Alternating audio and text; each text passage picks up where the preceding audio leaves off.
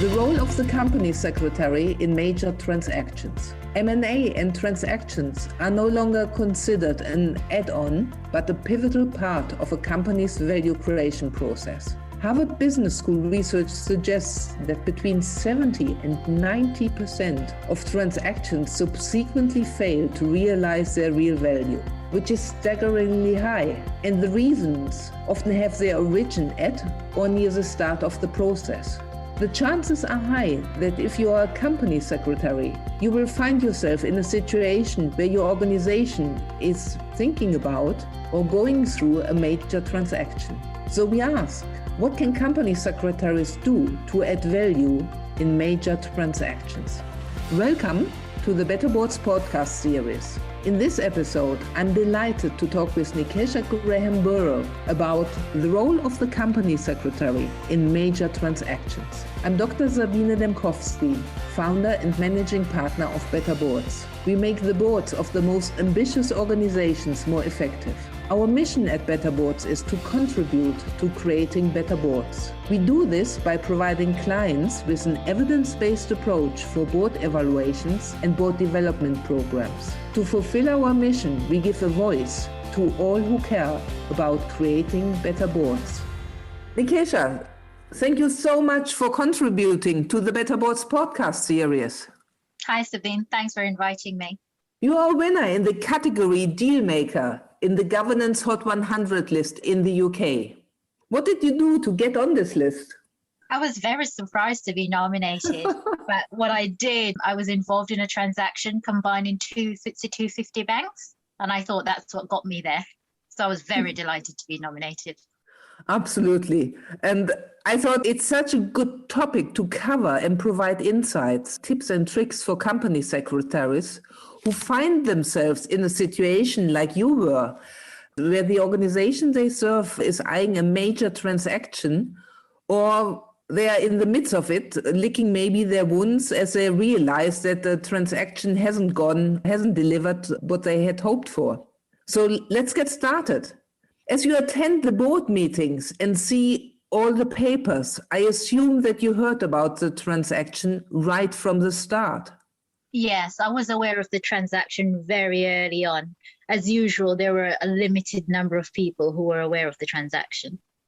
So we know from research that most transactions actually fail. They sound so good on paper, but then life is sometimes quite different. Many people will be familiar with the concept of a post-event review. However, fewer people are likely to have come across a formal before-action review, which can help clarify thinking about a proposed transaction and provide structure and objectivity.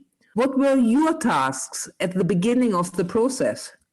At the beginning of the process, we undertook some due diligence, and what I did was to look at the governance arrangements of the other entity, and this involves sort of looking at minutes or the documents, and what I was looking for is any areas of concerns, and if I saw any, I had to ask myself, are these material?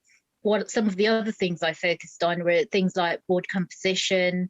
I also sort of looked at how quickly can their governance arrangements be integrated with our company.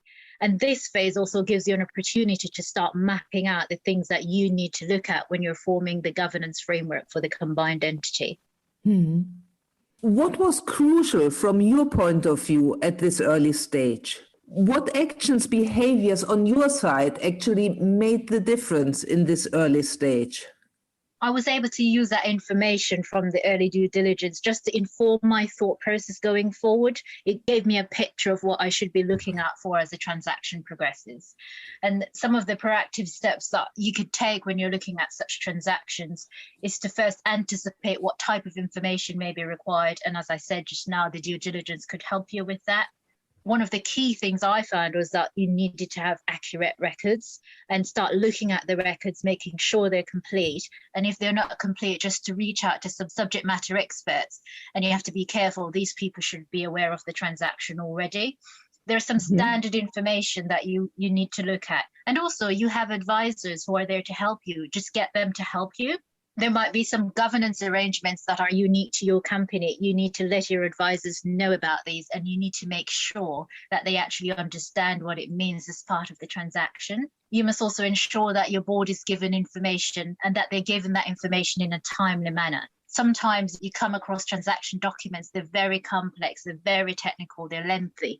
You need to ask your advisors just to make that information clear for your board to understand, to give a short, precise explanation. What are you asking the board to do? At what stage do you want them to do certain things? And this sorts of help throughout the transaction process. It sorts of brings some organization to what is otherwise a chaotic situation. It mostly is. And typically in these situations, board papers even blow up further, don't they? Yes, they do. And you have to bear in mind that you're having this transaction, but you still have to maintain the BAU governance arrangements. So you sort of have two jobs. One that's very busy, you don't know what's going to happen next, and then you have to maintain your BAU. So you have to be on the ball, you have to send reminders to people, make sure tasks get completed, and you have to be regularly updating the board, updating the advisors, and making sure everyone's doing what they're supposed to be doing. Let's zoom in on this a bit. When these very early tasks were completed, what happened next, and what did you and your team actually do to really add value to the board? When these early tasks were completed, we have to, as I said, ensure that the board is kept updated to sort of make sure that we're looking at any last minute requests. And we also want to make sure our board, they're very busy people. We have to make sure the information that they're receiving, for example, this transaction involved a prospectus, it involved a court process. We have to make sure the documents to support that they're accurate, that they're thorough. And also, I have a team that are looking at the BAU matters. I still have to make sure I'm keeping an eye on that as well to make sure nothing gets missed. What did you do in the completion process? So in the completion process, because this is a transaction, you have to sign a lot of documents, and the board is being asked to sign and attest to a lot of things. So I have to make sure the board know what it is that they're signing off, that they have the information to support that. You also have to highlight, is it a regulatory requirement? How does it interact with other documents that they have seen before? You really have to be giving your board comfort that the documents that they're seeing before them, that they've been through the proper due diligence process so that they're comfortable to sign those documents. And what did you do specifically to support the chair throughout this transaction process? So the chair in particular for the court process, he was required to do certain additional documents in addition to the documents I mentioned that the entire board had to look at. So he had to sign a specific witness statement, and that had a number of documents. So I had to guide him through that process to make sure he was comfortable with everything that he was looking at. And also, again, you have to give that reassurance. You have to make sure you know what it is you're putting in front of your chair, that you have a working knowledge of it. If you don't, you need to bring your advisors into the meeting as well to give him clarity and that comfort to make sure that he's able to verify and sign those documents, because those documents, they're very crucial for the transaction. I mean, it sounds, of course, it is an awful lot of work on the top of the day-to-day, what you're normally involved with. Did you have more resources during that time? No, we didn't have the resources. The only other resources we had were the advisors. So I was essentially doing two jobs at the same time. I think that will sound familiar to many listeners, many company secretaries. I can well imagine. So in summary, how can company secretaries add value during a major transaction? So company secretaries, we play a vital role during a major transaction. But you might think to yourself, but why do we pay advisors? Aren't they supposed to be doing that? The advisors are important, but company secretaries, you're on the ground. You have to make sure that everything comes together and that it's a seamless process for your boards. You have to, you know what the pitfalls might be. You need to ask the important questions. You need to immerse yourself into that transaction. You have to know the timelines. You have to question where you think some of your nuances that they haven't been properly understood or they haven't been addressed. You have to be proactive. You have to be reactive.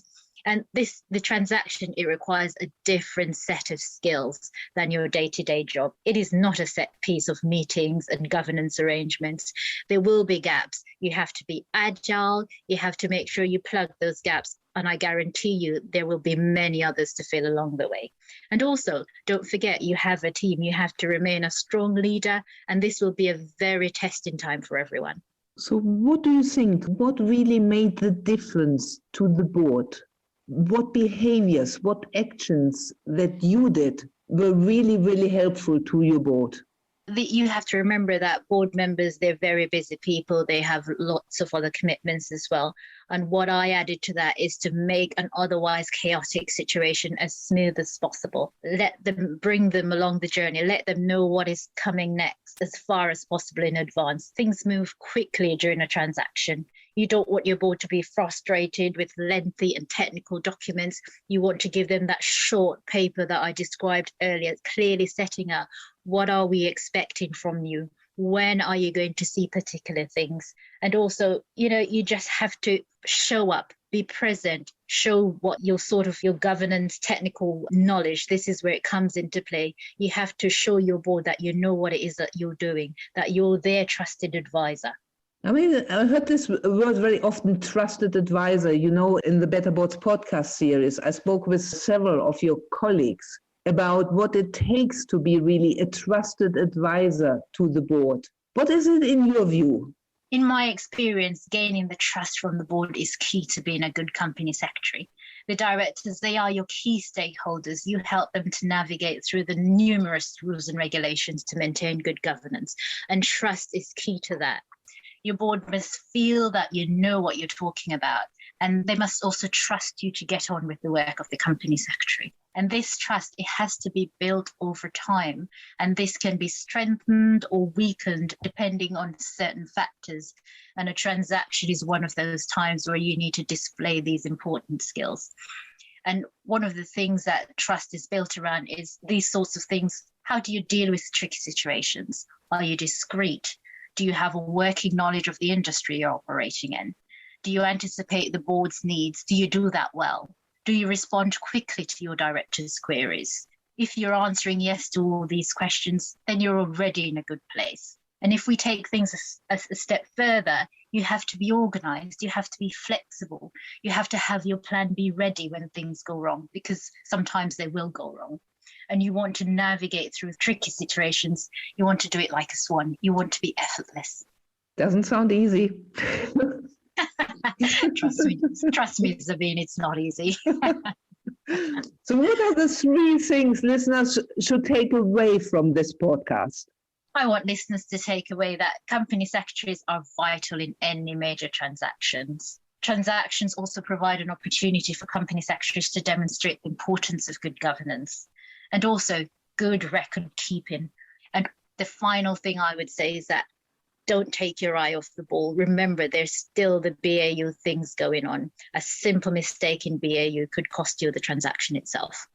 Nickesha, thank you so much. You provided our listeners with so much food for thought. Thank you. Thank you so much for having me, Sabine. It's been a pleasure. How can we help you and your board to become more effective? We at Better Boards are always delighted to hear from you. Get in touch. You can best reach us at info@better-boards.com. Thank you for listening.